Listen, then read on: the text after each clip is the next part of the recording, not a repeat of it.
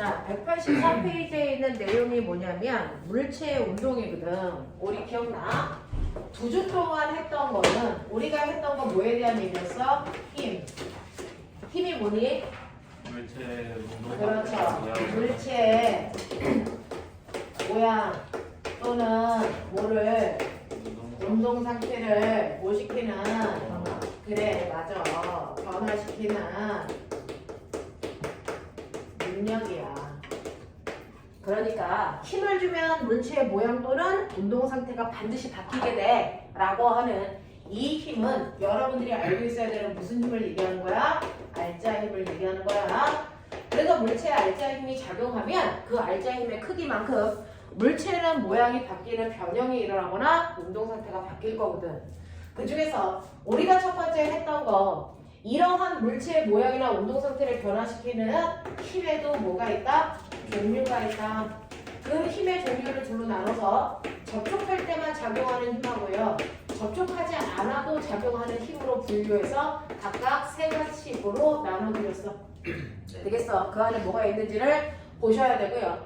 그 중에서 가장 많이 거론되는 건 접촉할 때 작용하는 힘들에 대한 얘기들을 가장 많이 물어봤겠지. 그 중에서 뭐 있어? 마찰력 있어.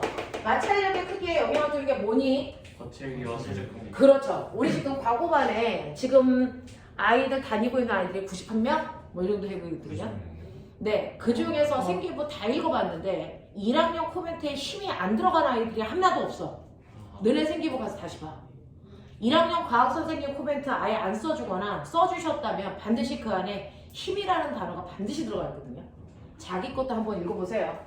그 중에서 힘에 대해서 자세히 쓴 선생님들은 마찰력, 탄성력, 그 다음에 중력에 대해서 설명할 수 있으며 뭐 이렇게 써져 있어요. 자, 그 중에서 마찰력이라는 게 뭔지 정의 기억하셔야 되고요. 마찰력의 크기가 뭐에 따라 달라지는지 정확하게 머릿속에 넣으셔야죠. 마찰력의 크기 뭐에 따라 달라지니? 표면적의 겹칠기, 그 다음에 네, 수직항력이라고 하는 무게죠. 됐어? 그거에 따라 마찰력이 크게 달라진다는 것도 기억해 두면 되고, 선생님이 지금 자소서 읽으면서 문제 막 만들고 있거든요. 여러분들 일요일에 하는 거. 어떤 학교에서 뭐라고 써져 있냐면 기울기에 따른 마찰력의 변화를 이해할 수 있다 이렇게 써져 있어요. 경사면에 기울기와 마찰력의 크기 사이의 관계를 설명할 수 있다라고 되어 있어요. 됐어요? 네, 그래서 그런 것들도 있더라 라고 하는 거 기억해 두시면 되고, 그 다음에 또 어떤 아이 뭐라고 써있냐면 운동 마찰력과 정지 마찰력의 차이를 이해한다 이렇게 써져 있어요. 제대로 읽어. 자기 생기부에 뭐라고 써져 있는지. 자, 그러면 이러한 마찰력이라는 게 있고, 두 번째 뭐 있어요? 뭐 있어요? 부력 있죠. 그 다음에 세 번째 뭐 있어요? 탄성력 있죠. 됐어. 이때 부력이라는 단어도 나와 있는 생기부 있더라고요. 되겠냐? 자, 부력이 뭐니? 유체 속에서 물체가 중력과 반대 방향으로 작용하는 힘으로 뭐에 따라 달라지니? 부력. 네, 물 속에 잠긴 부피와 물체의 뭐에 따라 달라지니? 밀도에 따라 달라지겠죠. 되겠어? 이런 것들이 부력의 크기를 결정한다라고 하는 부력의 크기도 얘기되어 있고요. 그 다음에 탄성력에 대해서 잘 설명할 수 있고 이렇게 되어 있으며 각각의 힘들이 어떤 물체의 실생활에 어떻게 적용하는지 설명할 수 있다 이렇게 되어 있어요. 그러면 탄성력을 사용한 물체는 뭐고? 마찰을 크게 했을 때 사용되는 물체, 마찰을 작게 하는 원리를 사용하는 물체 이런 게 있다는 거야. 알겠어? 마찰을 크게 하면 좋니? 작게 하면 좋니? 상황에 따라 그때 달라요. 마찰이 커야 좋은 경우가 어떤 경우야? 네, 등산화 같은 거 신발이 징박혀 있는 거. 징박혀 있는 것들이 마찰을 크게 하기 위한 거겠죠. 두 번째는 뭐가 있냐면 우리가 걸어다니는 그 자체도 마찰이 뭐야 돼? 커야 돼. 그래서 얼음판에서 잘 못 걷는 거야. 마찰이 작아서. 알겠어? 마찰이 작아야 좋은 경우는 이렇게 문틈. 얘네들이 마찰이 크면 이거 잘 열려 안 열려? 안 열려. 알겠어? 네, 이런 것들이야. 그래서 마찰을 이용한 대표적인 경우들도 있다는 거 기억해 두시면 되고, 이 탄성력을 이용한 도구에 뭐 있다고요? 용철 저울이라는 단어도 나와 있는 생기부가 있었어요. 그러면 용철 저울을 가지고 힘의 크기를 측정할 수 있는 이유가 뭐였니? 뭡니까? 변형된 크기와 힘의 크기가 무슨 관계가 있기 때문이다? 비례 관계가 있어서 그 관계를 이용해서 힘의 크기를 측정할 수 있습니다. 알아들어? 이런 것들이지. 자, 그래서 이렇게 접촉해서 작용하는 힘들에 대해서 하나하나 탈탈 털어야 되고요. 그 다음에 떨어져 있을 때 작용하는 힘 중에서 뭐 있니? 중력 있고, 그 다음 뭐 있었어? 전기력 있었고요. 그 다음 뭐 있었어요? 자기력 있어요. 전기력과 자기력이 거론된 학년들은 별로 없어요. 이건 2, 3학년 때 나오니까. 1학년 때는 중력까지 거론되어 있습니다. 됐어? 그 중력이 거론되어 있으면서 여기서 나온 건 뭐야? 무게와 뭐를 비교할 수 있다? 질량을 비교할 수 있다. 이렇게 생기부에 써있어. 너네도 읽었지 자기 거. 이렇게 웬만하면 다 써져 있어. 알겠습니까? 그래서 이 둘을 비교할 수 있는지 확인해라 라고 하는 거죠. 자, 무게는 뭐에 의해서 생기는 거니? 중력의 크기에 의해서 생기는 값이기 때문에 장소에 따라 뭐한다? 변하겠죠. 하지만 질량은 뭐에 따라 생겨요? 정지관성의 크기이기 때문에 장소에 따라서 변하지 않는 값이잖아요. 그래서 우리는 무슨 값이라고 해요? 고유한 값이라고 표현하는 거야. 알겠니? 값에 또 다른 거 있어요. 고유한 값이라고 하는 건 장소에 따라서 변하지 않는 무슨 성질? 세기 성질들이 고유한 값을 갖겠지. 하지만 밀도 같은 경우에는 장소에 따라 뭐하니? 변하죠. 됐어? 그래서 장소에 따라 변하지 않는 값들은 뭐가 있겠니? 뭐 비열이라든가 이런 것도 있겠지? 그런 것들도 종류, 뭐 조건들은 있었겠지만 됐어? 이런 것들. 그래서 장소에 따라서 변하지 않는 고유한 값이 질량이야. 뭐 이렇게 얘기했던 거 기억을 해두시면 돼요. 그래서 힘의 종류를 정확하게 내가 분석하고 얘기할 수 있는지 다시 한번 점검해 보시고요. 두 번째 보시면 이러한 힘을 줬을 때 힘에 의해서 나타나는 효과가 있더라. 어떤 애가 힘을 받으면 그 아이들의 힘에 따라서 모양이 바뀌는 뭐가 일어날 수 있어? 변형. 그 변형되는 정도와 외부에서 작용한 힘의 크기가 무슨 관계가 있다고? 비례 관계가 있어. 그래서 이때 작용한 힘과 변형된 정도 사이에 비례 관계를 이용해서 만든 게 바로 용수철 저울이고, 그래서 용수철 저울이 받는 힘의 크기는 변형된 길이와 비례 상수의 곱으로 표현하죠. 이때 비례 상수 뭐라 그래요? 용수철 상수 어떻게 구해요? 각각의 용수철을 1m 늘리는 데 필요한 힘의 크기로 표현했죠. 기억나니? 이렇게 된 거야. 하지만 이렇게 외부에서 작용한 힘의 크기와 변형된 길이 사이에 비례관계를 갖지 않는 아이도 있죠. 누구? 곰줄. 그래서 그런 걸로 우리 힘의 크기를 측정할 수가 없더라 라고 했어. 그러면 힘의 효과에 의해서 변형될 수도 있지만 힘의 효과에 의해서 뭐 할 수도 있니? 라고 하는 거죠. 잘 들어갈 수 있을까? 선생님, 응? 저녁을 안 먹고 따라와가지고 뭐가 얼른 쳐다보지 마. 얼른 먹어. 천천히 먹어. 자, 그래서 힘의 효과에 따라서 변형될 수도 있고요. 뭐 할 수도 있어? 운동 상태가 바뀔 수도 있죠. 운동 상태에 뭐가 바뀔 수도 있어? 빠르기와 방향이 바뀔 수도 있고. 꼬뱅아, 힘을 줬을 때 빠르기와 방향이 무조건 다 같이 바뀌어야 되니? 아니라는 거였잖아. 그치? 그러면 어떻게 하면 빠르게만 바뀌게 할 수도 있고 방향만 바뀌게 할 수도 있고 두 개가 동시에 바뀌게 할 수도 있었네. 그러면 어떤 걸 바뀌게 할까는 뭐에 의해 조절되니? 그냥 그렇게 방향 그럼 돼? 그렇지. 운동 방향과 무슨 방향으로 결정되는 거야? 네, 힘의 방향 사이의 관계로 결정되는 거잖아. 됐어? 그러면 운동 방향과 힘의 방향이 무슨 방향일 때? 그렇죠. 첫 번째 나란한 방향이면 뭐만 바뀌어요? 방향만 바뀌어요. 아니 빠르기만 바뀌어요. 또 운동 방향과 힘의 방향이 무슨 방향이면 수직한 방향이면 뭐만 바뀌어요? 방향만 바뀌어요. 자, 그리고 또 그렇죠. 이제 나오죠. 비스듬한 방향이면 뭐가 바뀌어요? 빠르기와 방향이 동시에 바뀌어요. 이렇게 되는 거야. 그래서 이렇게 힘을 줬을 때 나타나는 효과들에 대해서 그 다음에 우리가 배웠던 거지. 됐어? 자, 이렇게 물체들이 힘을 주면 빠르기나 방향이 바뀌는데 이 빠르기가 뭐야? 이게 두 번째 시간에 배운 거였어. 맞아? 네. 그래서 여러 가지 운동에 대해서는 두 번째 배웠어요. 그래서 첫 번째 배운 건 힘이 뭐냐? 그 힘에 의해서 변형된 크기를 용수철 어떻게 만들었는지, 힘의 크기 어떻게 측정하는지 이거 배운 거고요. 두 번째는 힘에 의해서 나타나는 효과 중에서 운동 상태가 바뀌는 여러 가지 운동에 대해서 여러분들 문제 풀어온 거야. 알겠어? 그래서 힘을 주면 그 물체는 빠르기만 바뀌는 무슨 운동이니? 빠르기만 바뀌는 대표적인 운동.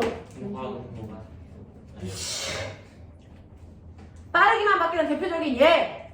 그 자유낙하. 자유낙하 있어. 있어. 연직상반 운동 있어. 아까 어떤 애 자소서 읽었는데요. 자유낙하 운동에서 일과 에너지 전환 사이의 관계를 잘 설명할 수 있다 이렇게 써 있어요. 됐어? 그러면 자유낙하 할 때 일은 누가 했니? 중력이 했죠. 중력 방향 움직였잖아. 그러면 중력이 한 일이 에너지를 전환시킨대. 무슨 에너지를? 위치 에너지를 무슨 에너지로? 운동 에너지로 전환시키는 일을 해준 거야. 알겠습니까? 이런 식으로 설명할 수 있다라고 써져 있어요. 자, 그 다음에 힘에 의해서 방향만 바뀌는 운동도 있죠? 뭐 있어요? 등서 뭐가 있었니? 원운동 있었고요. 한꺼번에 다 바뀌는 운동도 있죠? 무슨 운동 있어? 포물선 운동과 진자 운동 있어요. 되겠습니까? 네. 자, 이런 것들을 각각 얘기할 수 있어야 되고, 그 다음에 너네는 당연히 물체의 빠르기와 방향 변화를 얘기할 때 빠르기를 어떻게 계산하는지 얘기할 수 있어야죠. 빠르기는 일정한 시간 동안에 물체의 위치 변화를 얘기하는 거죠. 근데 위치 변화에 두 가지가 있었죠. 뭐하고 뭐 있었어? 이동, 거리와 뭘로 변이로 나눌 수가 있지. 자, 이때 이동 거리를 시간으로 나눈 빠르기 뭐라 그래?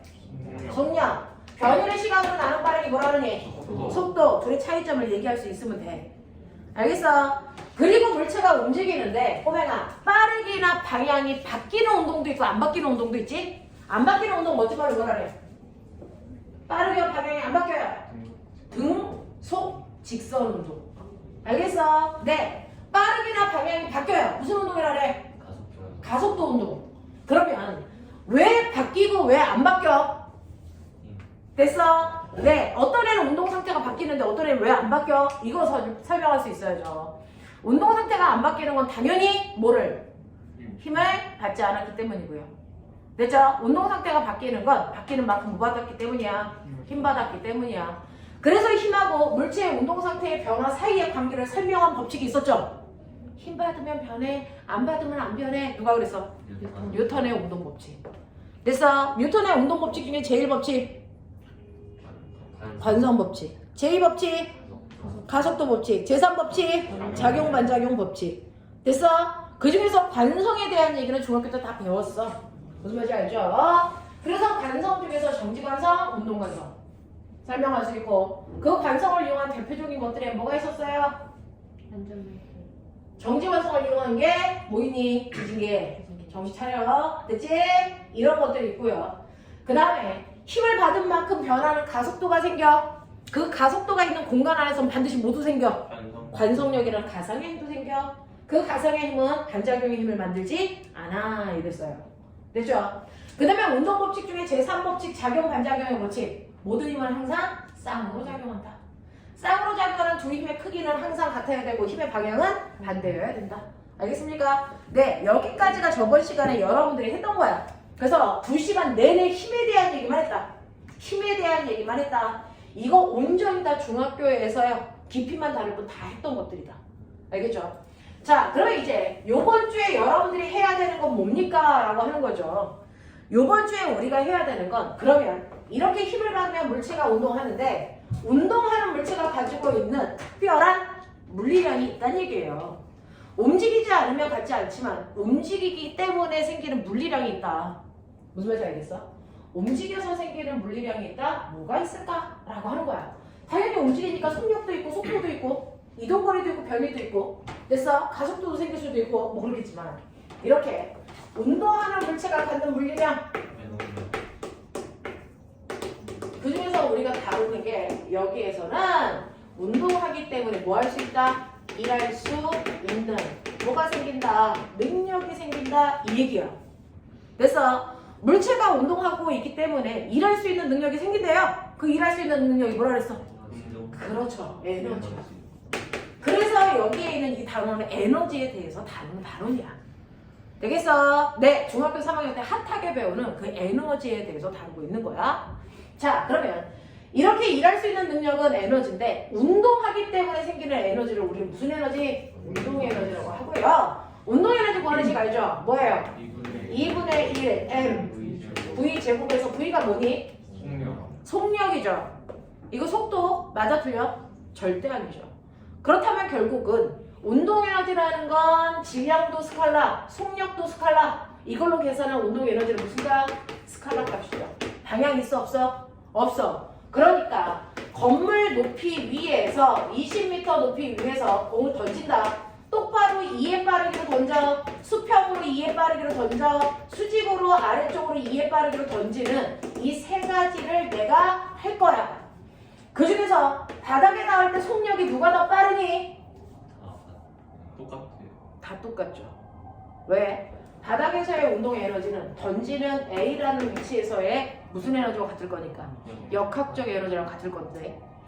자, A, B, C의 위치 에너지 다 어때? 같아요. 같아. 운동 에너지 다 어때? 같아. 왜? 운동 에너지는 방향이 없으니까. 무슨 말인지 알겠어? 그래서 A 지점에서 어느 방향으로 던지든 상관없이 얘네들의 운동 에너지와 위치 에너지를 합한 역학적 에너지가 똑같기 때문에 바닥에 닿을 때 역학적 에너지도 어때야 된다? 같아야 되는데 바닥에서의 역학적 에너지는 운동 에너지밖에 없잖아요. 그러니까 속력의 크기가 어떻다고? 같다. 알겠습니까? 이런 얘기야. 이런 얘기야. 이런 것들을 할 수 있어야 된다고. 무슨 말인지 알겠지? 이런 얘기를 하고 있는 거고요. 그러면 어떤 애가 바닥에서 움직이고 있을 때 너네가 알고 있다? 어떤 애가 2kg짜리 물체가 오른쪽으로 2의 빠르기로 가고 있거든? 그럼 얘 운동 에너지 얼마 갖는 거야? 4. 4만큼 갖는 거야. 여기다 집어넣으면. 그죠? 4만큼의 운동 에너지를 갖는다는 얘기는 다른 말로 얘기하면 얘가 일할 수 있는 능력이 얼마 있다는 거야? 4만큼 할 수 있어. 그치? 근데 얘가 가다가 바닥에 있는 어떤 물체랑 쾅 하고 충돌을 했더니 0.1m 밀고 가고 얘는 멈췄대. 멈췄다는 얘기는 뭐야? 자기가 가지고 있는 모든 운동 에너지를 일하는데 썼다는 얘기지. 그러니까 처음에는 운동 에너지가 4였는데 나중 운동 에너지 얼마 됐어? 0 됐다는 얘기는 일하는데 얼마만큼 썼다는 얘기야. 사줄 만큼 일을 B한테 해줬어. 그러면 결국 거꾸로 얘기하면 B는 일을 얼마 받았다? 4 받았다. 자, 1이라는 거 어떻게 구하니? 한 일은 힘 곱하기. 네, 힘에다가 그 힘으로 밀고 간 거리를 곱한 거죠. 거리가 얼마니까? 0.1이니까 순간 얼마의 힘으로 밀었겠어요? 40N의 힘으로 밀었다는 얘기가 되겠죠. 이해가 돼? 이런 것들을 다 여러분들이 유기적으로 할 수 있어야 되고요. 여기 있는 모든 내용들은 다 중학교 3학년 때 배웠던 내용이야. 되겠어? 네. 이런 식으로 움직이는 물체는 움직이기 때문에 일할 수 있는 능력도 같지만 사실은 움직이는 물체는요. 계속 그 방향, 그 빠르기로 계속 가려고 하는 등속도 운동하려는 뭐가 있다? 관성. 관성이 있다. 그러니까 운동하는 물체는요. 운동 관성도 생겨요. 자, 이 운동 관성이 움직이는 모든 애들이 같은 크기만큼 가지고 있을까? 다른 크기 가지고 있을까? 다른 크기를 가지고 있겠죠. 그럼 움직이는 물체의 운동 관성의 크기가 얼마일까? 라고 하면 이 운동 관성에 난 뭘 재고 싶어? 크기. 이걸 뭐라 그러니? 이걸 운동량이라고 하는 거죠. 누가 더 움직이려는 성질이 강해? 라고 하는 운동 관성의 크기를 우리가 운동량이라고 하고요. 그 운동량이라는 P를 어떻게 구한다고? M, V로 구한다고. M이 뭐야? P는, V는 뭐야? 이거. 얘는 속력이었죠? 얘는 뭐예요? 이거 속도예요. 속도. 이건 속도예요. 알겠어? 얘는 방향이 있다고요. 그래서 이걸로 계산한 운동량도 방향을 갖는 무슨 값? 벡터 값이라고 해요. 얘는 방향이 있다고요. 알겠어? 운동 에너지는 방향이 없는 스칼라 값이지만 운동량은 방향을 갖는 벡터 값이라는 게 특이하고 다른 거죠. 되겠어? 자, 그렇다면 이렇게 어떤 애가 벽을 향해서 2kg짜리 물체가 2의 빠르기로 날아오다가 벽에 부딪혀서 왼쪽 방향이 2의 빠르기로 간다. 그랬을 때 벽에 부딪히기 전 충돌 전 운동량 얼마니? 라고 할 거야. 얼마? 얼마? 질량에다 속도 곱하라 그랬죠? 얼마예요? 4. 오른쪽 방향으로 4죠. 맞아? 이렇게 가는 거죠. 오른쪽 방향으로 4kg/m/초예요. 그러면 충돌 후의 운동량은 얼마입니까? 왼쪽으로 얼마입니까? 4인 건데 우리는 오른쪽과 왼쪽을 어떻게 표현하니? 서로 반대쪽이니까 하나는 플러스 하나는 마이너스로 표현했다고. 됐어? 네. 그래서 방향을 갖는 애들은 방향을 넣어서 계산하셔야 된다. 그러면 얘는 운동량이 변한 거니 안 변한 거니? 변한 거예요. 변했어요. 맞죠? 네. 변했단 말이에요. 얘는 운동량의 크기는 같지만 뭐가 바뀐 거니? 방향이 바뀌었잖아요. 빠방 중에 하나가 바뀌었잖아요. 바뀐 거라고요. 그러면 이 아이의 운동량의 변화량은 얼마니? 라고 하면 운동량의 변화량 무조건 어떻게 구해? 나중 거에서 무조건 뭘 빼? 처음 걸 빼야 된단 말이야. 그러면 얘는 나중 게 얼만데? 마이너스 4. 처음 게 얼만데? 플러스 4. 이거 빼면 얼마 나오니? 마이너스 8 나와. 그러니까 얘는 이 마이너스 8의 의미를 해석해봐.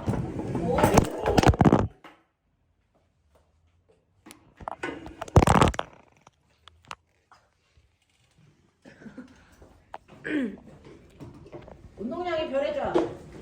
우와. 찍혀요. 찍히고 있어요 지금도? 네.